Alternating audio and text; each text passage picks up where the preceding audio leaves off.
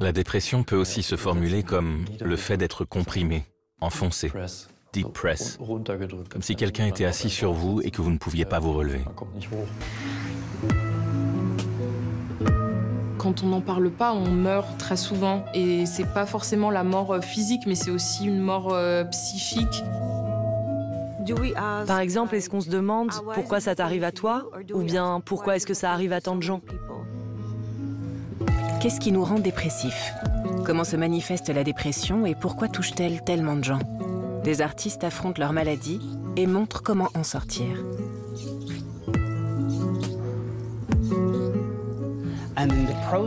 Dans ce processus de célébrer la santé mentale et la détresse émotionnelle, il y a une sorte de lâcher-prise. On ne se complaît pas dans sa douleur, mais à travers l'art, on arrive à la transcender.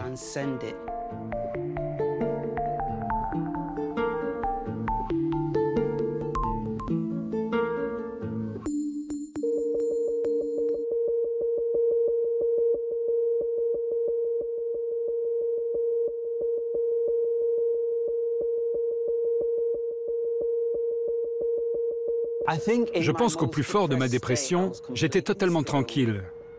Mais en fait, j'étais en train de me noyer. Le casque crée un peu cette idée de l'isolement.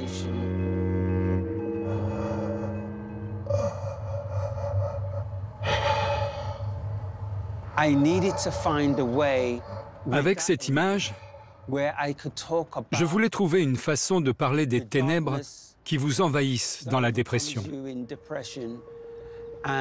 Parfois, vous devenez incapable de bouger. La seule chose que vous pouvez faire, c'est de rester complètement immobile, avec ce sentiment que vous vous noyez sous le poids de vos émotions. Chaque fois que je suis déprimé, je me replie à l'intérieur de moi. Il y a un isolement que je veux m'imposer et auquel je dois parvenir pour retrouver qui je suis. Et si je veux me retrouver, je ne peux pas le faire dans le monde extérieur. Je dois me trouver dans mon univers intérieur. Benji Reed est né et a grandi à Manchester. Pionnier de la scène breakdance des années 80, il parcourt le monde entier. Il étudie le ballet et fonde une compagnie de théâtre hip-hop. En 2011, on lui supprime les aides. Il dévisse. Alcool, tentative de suicide, dépression. Il se met alors à composer des images qui reflètent son état d'esprit. L'une d'elles devient emblématique. Un autoportrait qui le représente en astronaute à la dérive.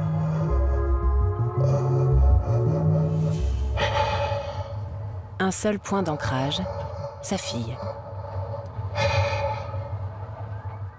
Si je me suis tellement accroché à ce thème de la gravité, c'est parce que je me sentais terriblement alourdi. Donc l'idée simplement de quitter le sol, pas en volant haut, mais juste de quitter le sol était très importante. Pas besoin d'être 6 pieds au-dessus du sol, 2 pieds, 60 cm, ça me suffisait. C'est cette idée de légèreté, d'aisance, de liberté. Il commence par mettre en scène les photos dans son salon, puis dans son studio. La dépression est une fissure de son âme, à travers laquelle il se regarde lui-même et trouve un tremplin pour se réinventer. Avec ses photos, il explore ses nouveaux moi. Utopique, spirituel, futuriste et plein d'énergie. Quand on est dans le processus créatif, on ne sait pas qu'on est en train de guérir. C'est 3 ou 4 ans après qu'on se dit « Tiens, mais j'ai trouvé de la beauté dans ces images et j'ai laissé sortir quelque chose. » Lui-même sujet de ces photos, Benji Reed raconte aussi l'histoire des Noirs. Il oppose à la primauté blanche des modes de vie noirs, car cela aussi atteint l'âme, le fait que votre propre identité compte pour rien.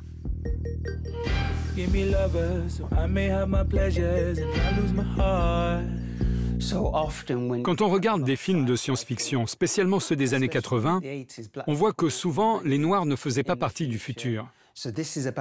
Donc l'idée, c'est de trouver notre façon de nous imaginer nous-mêmes, pour créer de nouvelles identités qui vivent dans le futur, afin d'avoir quelque chose à léguer, une raison de vivre. Et dans ce futur, nous sommes fantastiques, extraordinaires. Nous pouvons défier la gravité.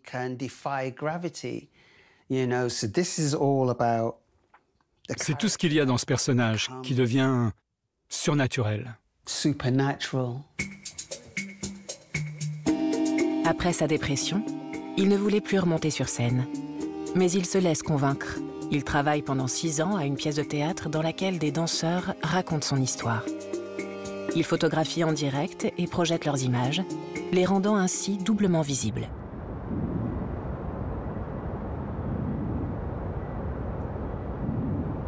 Il explique son approche dans un court-métrage.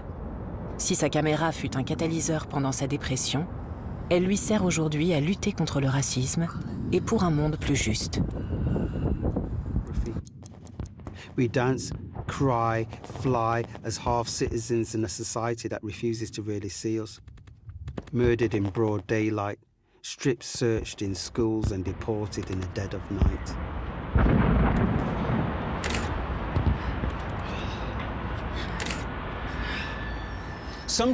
Parfois, c'est une arme. Je m'assieds là, je filme et je dis au monde, « Regardez-nous ». De notre beauté, je fais une arme. De notre âme, je fais une arme. Mais en plus, la caméra est une machine à rayons X. Elle capture ce qui se passe à l'intérieur. Je le dis souvent, je ne veux pas photographier ce à quoi les gens ressemblent, mais ce qu'ils ont traversé.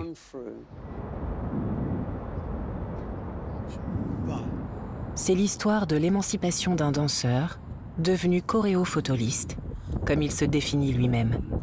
Et aussi l'histoire de l'oppression des Noirs, pour laquelle Benji Reed crée de nouvelles images aussi militantes que salutaires.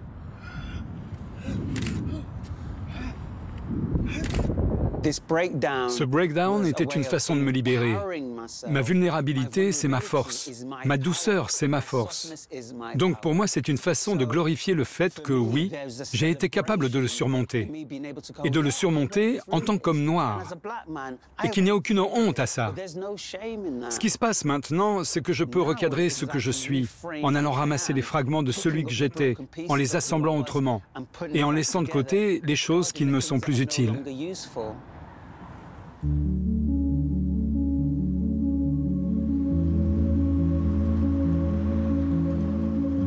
Qu'est-ce qui déprime les jeunes dans les grandes villes? L'inquiétude pour l'avenir, la lassitude face à la crise, la pression de la performance, le sentiment de ne jamais être à la hauteur? Le film Action Item explore ce sentiment un peu comme un essai. I realized like, oh no, like I'm actually super depressed. Yeah. And I just haven't realized it. Because you were doing so much. Yeah. Le film s'écarte largement de cette idée ou cette interprétation autoculpabilisante du burn-out ou de la dépression.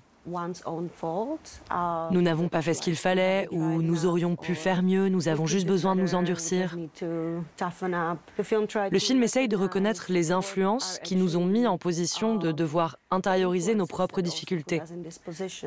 En gros, de les interpréter comme des échecs personnels.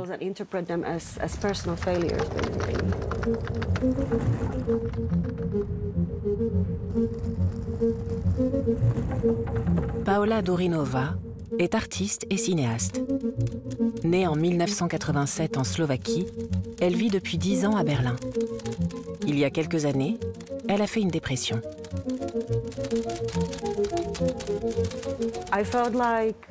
J'avais l'impression que je perdais le contrôle ou la liberté d'agir, non seulement sur mes fonctions cognitives, mais sur mes fonctions corporelles aussi. C'était comme si mon corps fermait boutique en quelque sorte. Mon corps, mon esprit et mes sens.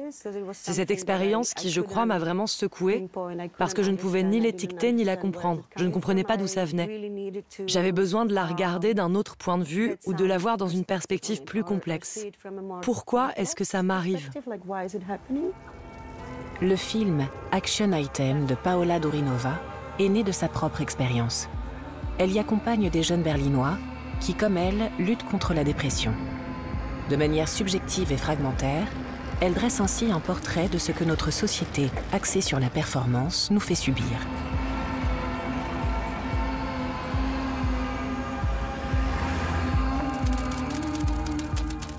I couldn't feel physical pain because I was so busy feeling other kinds of pain, which often took the form of feeling nothing at all. The system, its tempo, or it's so unbelievably fast and high that you just, it's not made for humans. Yeah. But I also feel like there's a lot of these issues are things that we experience collectively as well. Je pense que c'est sous-jacent. Quelque chose devient une constante dans votre vie, même si ce n'est pas visible. Les gens ne le lisent pas sur vous. Mais c'est ce stress sous-jacent qui devient partie intégrante de votre vie.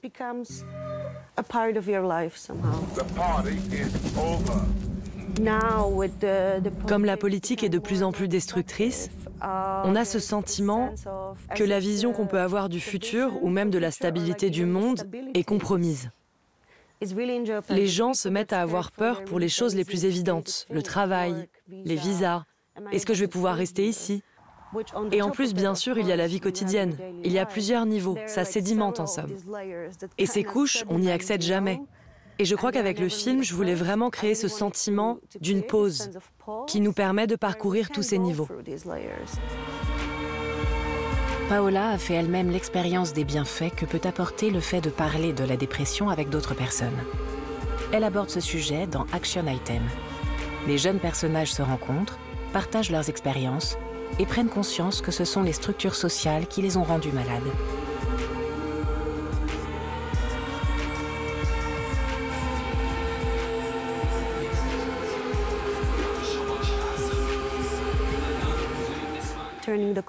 L'idée, c'est de retourner la question vers le système, vers le capitalisme ou le mode de fonctionnement qu'il veut nous imposer.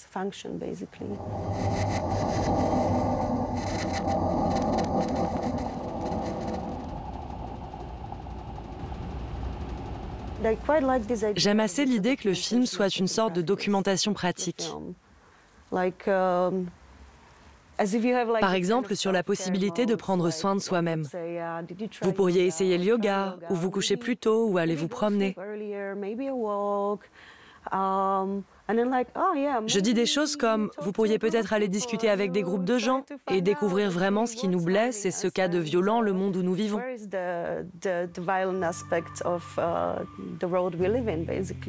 Ce questionnement pourrait aussi être une pratique autothérapeutique. Juste le fait d'écouter et de reconnaître que oui, ces expériences sont réelles, ça pourrait vraiment apporter un changement.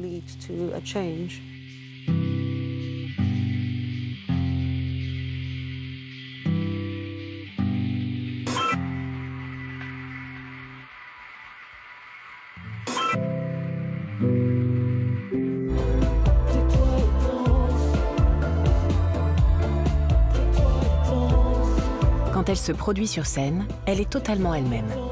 Yoa, 26 ans, est une étoile montante de la pop française. Elle vient de recevoir une victoire de la musique dans la catégorie Révélation scène, un des prix les plus importants en France. Premier album, tourné dans 3 pays. Ça roule pour Yoa.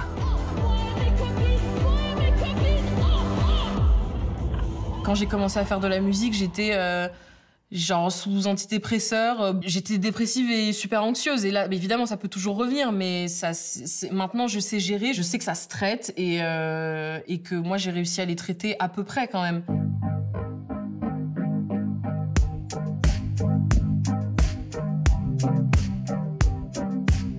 Comment est-ce qu'elle le vit? Et quel rôle joue la musique dans tout ça? Yoa a grandi à Paris dans un milieu bourgeois aisé. Son père est suisse et sa mère camerounaise. L'enfance, pour moi, c'est un lieu qui est hyper sacré parce que c'était un moment de ma vie qui a beaucoup nourri ma dépression pendant longtemps parce que j'ai eu la chance d'avoir une enfance très, très joyeuse. Et pendant très longtemps, je me suis dit que c'était déjà les meilleurs moments de ma vie qui étaient finis et que j'en revivrais plus jamais de pareil. Donc à quoi bon continuer parce que le meilleur de ma vie était déjà derrière moi. L'enfant heureuse est devenue une adolescente très malheureuse, comme beaucoup d'autres jeunes de sa génération.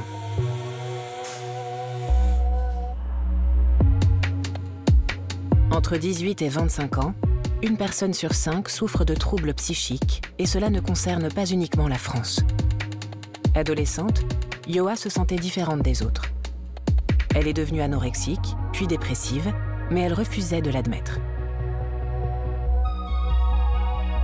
La première fois que j'ai entendu parler de dépression ou de maladie mentale, c'était tout le temps de manière hyper caricaturée, des choses dont on devait avoir peur et qui n'arrivent pas à nous, qui arrivent toujours aux autres ou aux personnes un peu en difficulté.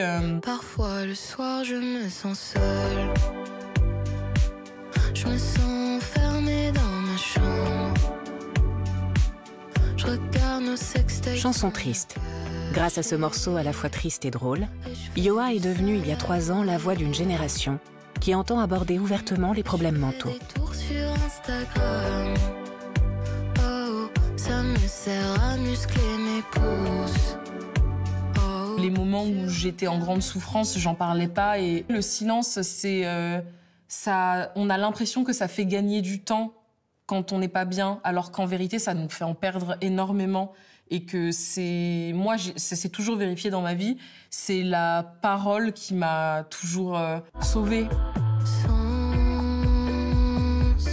rien n'a de sens. Yoa aborde ses problèmes en thérapie et aussi dans ses chansons. Mais l'art peut-il guérir ?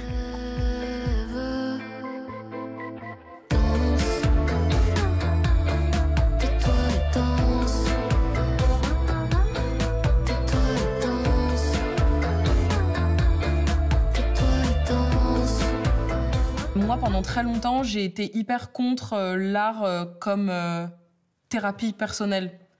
Parce que je me disais, mais c'est pas le lieu pour faire ça. Enfin, on s'en fout, le public, il mérite pas de subir tes états d'âme ou tes trucs et tout. Et en vérité, ça, j'en suis vraiment revenue parce que moi, aujourd'hui, la musique, ça m'aide à... Enfin, ça m'a soignée. Qu'est-ce qu'elle aurait dit ta mère si elle te voyait faire du mal aux filles autour de toi? Est-ce que tu la rendrais fière, toi et ton cœur de pierre que tu as brisé sur mes doigts? Est-ce que ça n'arrive qu'à moi? Est-ce que tu sais pourquoi? Il y a une chanson que j'ai écrite qui s'appelle Le Collectionneur, qui est une chanson qui parle d'une agression sexuelle que j'ai subie. Et grâce à cette chanson, je sais que je suis réparée et que c'est une chance que aucune victime n'a cette chance-là. Avec des mélodies dansantes et des textes brillants, Yoa a fait de sa vie un art. Je me sens nulle tout le temps. Ouais, c'est répétitif. Et ce qu'elle chante, beaucoup le partagent.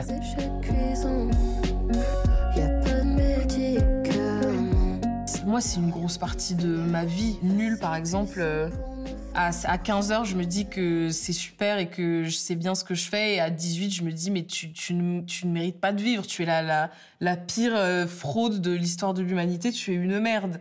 Non, mais c'est vrai. Et c'est juste ce que je vis. Donc, j'essaye de... Pour moi, la meilleure manière d'écrire de manière universelle et pour toucher le plus de monde possible, c'est de dire... les choses les plus honnêtes et les plus sincères et les plus intimes en fait qu'on a en nous. C'est comme ça qu'on touche un peu un truc universel.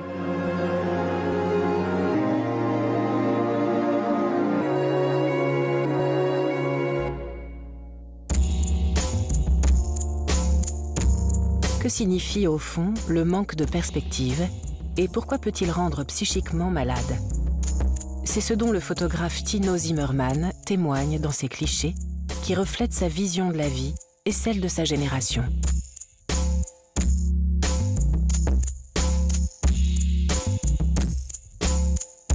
Il a grandi à Templin, dans un sinistre lotissement de préfabriqués du Brandenburg, une région structurellement faible. C'était pendant la période vide de l'après-réunification, dans les années 90. La RDA appartient au passé. Les anciens projets de vie ne valent plus rien et il n'y en a pas de nouveaux. Très tôt, Tino se sent profondément désorienté, aliéné. En tout cas, ce sentiment, se sentir perdu, est quelque chose de très central et déterminant. ne pouvoir aller nulle part et avoir des possibilités très limitées. J'ai l'impression que peu importe dans quelle direction je vais, cela ne sert à rien. Peu importe où je vais, je n'arriverai de toute façon nulle part. Je ne sais même pas vers où je dois courir. C'est aussi cela le sentiment d'être perdu. Tino passe son temps à traîner, commence à fumer du cannabis à 11 ans, consomme et vend de la drogue. Il est renvoyé de l'école. À 21 ans, il s'effondre. Une psychose induite par la drogue. Quand je souffrais de psychose, ça a bien sûr été le pire moment de ma vie. J'ai touché le fond.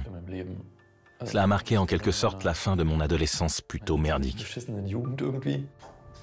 Il quitte l'hôpital psychiatrique de lui-même, arrête la drogue et commence à faire de la photographie. Il apprend tout seul en partant de zéro. Il fait des expériences et part, l'appareil photo en bandoulière, à la recherche du mode de vie de sa jeunesse.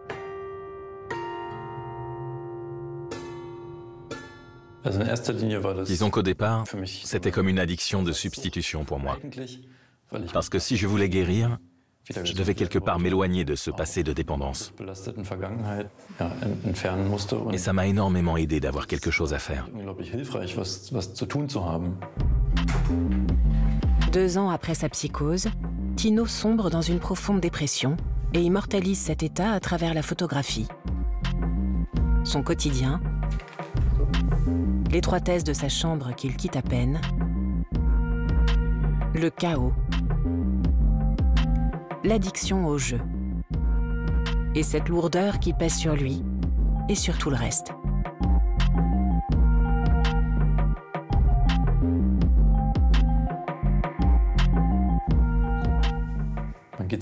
D'habitude, on sort et on marche sans réfléchir au fait qu'on met un pied devant l'autre. C'est le corps qui fait ça tout seul.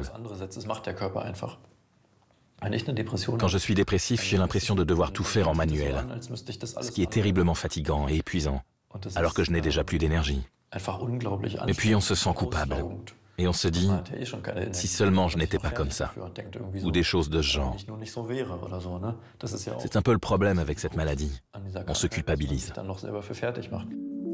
En 2015, Tino réussit l'examen d'entrée en photographie à Hanovre, puis en art à Karlsruhe. Il commence à trier ses innombrables clichés et en fait un livre, Developments. Un projet à long terme qui couvre la période 2011-2020. C'est l'histoire de quelqu'un qui apprend comment régler l'exposition de ses photos. Et ainsi, comment apporter de la lumière dans les coins obscurs de son âme. Quand on est incapable d'établir des relations enrichissantes avec le monde extérieur, on a un risque important de développer une dépression. Je veux dire, quand on manque de liens. Aujourd'hui, Tino a 35 ans. Une bonne thérapeute l'a aidé à sortir de la dépression. En 2019, il reçoit le prix allemand du livre photo pour Developments, son manifeste artistique qui le relie au monde. Il souhaite rendre la dépression visible et aider les autres à y faire face. Quelqu'un en Saxe m'a un jour envoyé un email pour me dire « Tu as su rendre la tristesse que j'ai ressentie dans ma ville natale avec une précision que seule la musique parvient habituellement à atteindre. » C'était un immense compliment pour moi. Je me suis dit que je ne pouvais pas faire mieux en tant qu'artiste. Cela m'a comblé. J'ai eu le sentiment de faire quelque chose d'utile. Et cela décrit assez bien mon travail. Je crois que j'ai assimilé ce que j'ai vécu. Pas seulement la période d'après la psychose ou celle d'après mes débuts dans la photographie, mais aussi ma façon de ressentir les choses dans ma jeunesse. J'ai assimilé tout ça et j'ai pu clore le chapitre. Tino Zimmermann a su capter l'air du temps en reliant ses expériences de manière presque existentialiste aux problèmes sociaux des adolescents. Boursier de la Fondation universitaire allemande, il cherche pour son projet actuel des structures dans le chaos de la forêt.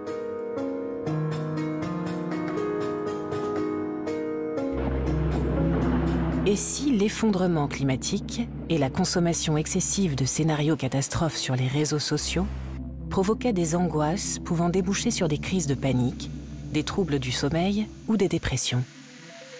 Dans une vidéo, Valentina Karga a exploré ce phénomène de manière artistique et a ainsi assimilé sa propre expérience du doom scrolling. Le fait de regarder ce genre de nouvelles avant d'aller au lit, par exemple, était une très mauvaise habitude. J'ai commencé à mal dormir, à me réveiller au milieu de la nuit avec des palpitations. Cette Grecque, qui est née et vit à Berlin, travaille de manière interdisciplinaire. Elle est architecte, designer, artiste et enseignante. En 2020, elle sombre dans une crise psychique, un trouble anxieux dont les symptômes s'apparentent à ceux d'une dépression. Elle crée alors de petites créatures à câliner qui réchauffent et détendent pour affronter son anxiété climatique. Les well-beings, ou êtres bienfaisants. Même si mon travail semble très amical et relaxant, en fait, non. C'est comme s'il venait de ce noyau dur de choses qui me pousse et me presse à faire d'autres choses et à parler sans fin de ces choses. Comme professeure, elle sait que beaucoup de ses étudiants souffrent également d'anxiété climatique, certains développant même des troubles psychiques chroniques. C'est de là qu'est née l'idée d'une installation interactive avec des créatures et des meubles en peluche pour s'évader, bonne pour le système nerveux, inspirée par des figurines grecques en argile vieilles de 2000 ans. Des créatures entre l'humain et l'animal pour apprendre de l'Antiquité. Mon idée était de nous reconnecter à nos moi préhistoriques. J'ai élaboré cette théorie spéculative que dans la préhistoire, les hommes ne connaissaient pas cette différence nature-culture. Ils ne se voyaient pas comme différents des animaux. Les angoisses et les dépressions ne peuvent être guéries par des arguments logiques. C'est pourquoi les objets de Karga ciblent l'expérience sensorielle. Ces well-beings sont aussi une allusion subtile au marché lucratif des produits thérapeutiques. Les coussins chauffants, les couvertures lestées, tout ce qui apaise. Il y a ce paradoxe étrange. Pour nous débarrasser des conséquences du capitalisme comme nous le connaissons aujourd'hui, nous nous sentons dans l'obligation d'acheter. Valentina Karga a radicalement réorienté sa vie et son art vers la durabilité. Cela fait partie de sa thérapie. Le fauteuil chat, recyclage à l'état pur. Bientôt, il ronronnera et vibrera de manière rassurante, comme un vrai chat. Son atelier est un laboratoire de production artistique circulaire. Je l'aime vraiment beaucoup. Je le trouve très favorable à la méditation et très relaxant. Mais même quand je fais des tableaux, comme ici, avec cette magnifique laine que j'ai teinte naturellement dans mon atelier planétaire où tout est composté, ce genre de pensée ne me quitte pas. Des pensées sombres qu'elle immortalise sur des tapisseries en laine. Business as usual est en cours de création. Tous les espaces que j'essaye de créer, je les imagine comme des endroits où l'on composte. Et où l'on composte non seulement des matériaux comme je le fais ici à l'atelier, mais aussi des émotions, comme la manie du déni ou la peur du changement. Tout cela forme un cycle curatif. L'art lui-même n'est pas éternel. Le sien peut pourrir, être dévoré par les vers. Je les aime, ce sont mes amis. Son art invite également à faire des rêves éveillés, comme dans l'exposition actuelle à Berlin, dans le cadre d'un processus de guérison.